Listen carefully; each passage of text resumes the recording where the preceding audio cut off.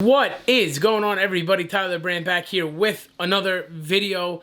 More frustration in this video, more aggravation in this video. A little late to the party here, but if you, again, haven't heard, Stephon Gilmore tested positive for COVID-19 earlier today on Wednesday. Frustrating. Irresponsible. I don't know. I mean, this is going to be kind of a quick video. Just more of a rant about how the NFL has dropped the ball and how this season is, at least these couple weeks, are very, very much at this point derailing. I don't really know what's next for New England or what happens now. But another player tests positive. From what I've understood, the Denver game is a full go, so I don't know at what point they stop this from being a full go. It's just been another very frustrating day, a part of another very frustrating week for New England. So let's start this thing all the way back at Saturday morning when Cam Newton tests positive for COVID-19. He's all of a sudden out for the game against the Chiefs. Instead of rescheduling it for Week 18 or for a later game down the season, down the year, they say, we'll just push it because we don't want to lose Pat Mahomes. We want him on primetime. We want him on national television. So what do? They force the Patriots to fly to Kansas City the same day as game day, on game day, virtually. They fly down at 10 a.m. They play a completely discombobulated game, against the Kansas City Chiefs. They lose the game. A day later, you come back, and all of a sudden, Stephon Gilmore tests positive for COVID-19. So it's not the Patriots' fault. They've done everything right. According to what I've read, they took 2 planes down to Kansas City. Everybody that had close contact with Cam Newton was on one plane, and everybody else that didn't was on another plane. On the plane, which was filled with people that have had close contact with Cam Newton, was Stephon Gilmore and Bill Belichick. Bill Belichick hasn't tested positive. We don't know yet. I pray that he doesn't test positive at his age. And Stephon Gilmore tests positive, and we know that for sure. Practice squatter, Bill Murray, he also is on the COVID-19 list. Not necessarily saying that he tested positive, but he is on the list for it. And according to CBS Sports' Jason La Canfora, there were other players that were feeling under the weather Wednesday morning, and they wouldn't have practiced feeling under the weather if they did have a practice Wednesday morning.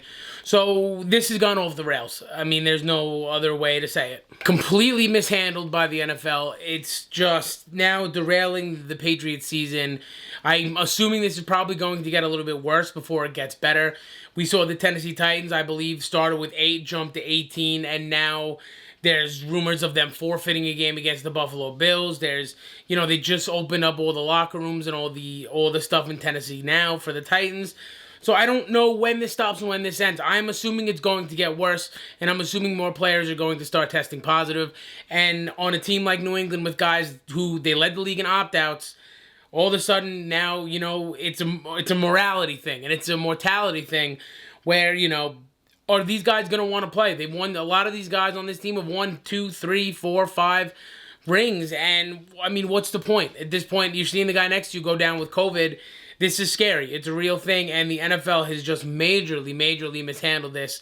And since Cam Newton has got it, it's just getting worse. And I'm just very disappointed in the NFL. In terms of on the field, playing the game on the field, I don't necessarily think they need Stephon Gilmore to beat the Denver Broncos. They're a very bad team. I've seen tweets that say Brett Rypien is better than, any quarterback that the Patriots will peddle out there if Cam's not going to go. I think that's an absolute load of crap. I'm sorry, I'm feeling very strongly about this NFL thing and how they botched this. That's a load of crap. I don't think they need Gilmore to beat the Denver Broncos, and I think they can peddle out a pretty good game plan. I mean, if the Jets can hang 28 on them, I don't think New England will have much of a problem with them. But this isn't really about the Broncos game as much as it is about what happens next for New England and where this goes. Because I just think it's going to get worse. Again, they're planning on playing this game Sunday, which I think is, again, very, very unsafe. I don't know where they can move this game to, though. The Patriots have their bye in Week 6. The Broncos have their bye in Week 8. So I don't really know how they would juggle this around. But again, it's not my job. It's not your job to know how they juggle this around. There needs to be some sort of protocols in place because now it's taking a turn and it's going to get worse for New England. I think it's only a matter of time, and it's going to start affecting games. There's apparently in the protocol for this virus that teams can forfeit games. And if we're forfeiting games before we're putting a pause on the season and moving into a bubble, which I think if you have to do that, do it. It's worked for the NBA. I think you do that before you forfeit games from teams. That's completely unfair. It's completely ridiculous, whether it's New England, whether it's Tennessee. it's just been a massive, massive mishandling.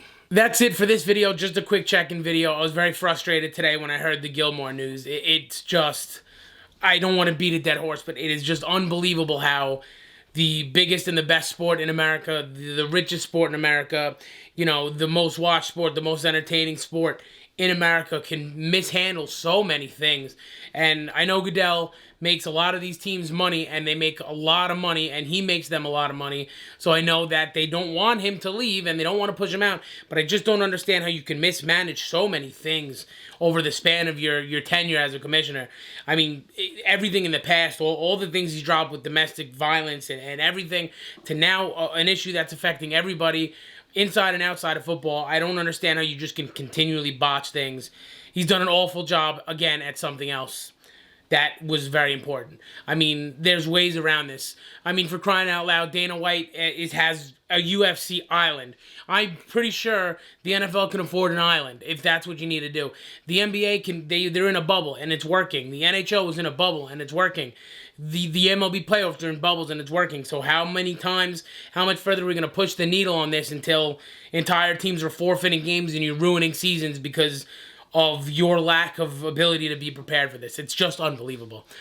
But with that being said, I'm Tyler Brandt. Follow me on Twitter at the Tyler Brandt, on Instagram at Talking Pats. It's been a frustrating day, a frustrating week. Gilmore, get better. I mean, you know, please be safe, be healthy. You know, I wouldn't understand at this point if any Patriot opted out, because again, this has been massively mishandled. But that's going to do it for me. Once again, I'm Tyler Brandt. Unless something crazy happens in the next 2 days, the next time you'll see me, we will be breaking down some Denver Broncos pregame action. Be safe, be good, and I'll catch you then. Tyler Brandt signing out.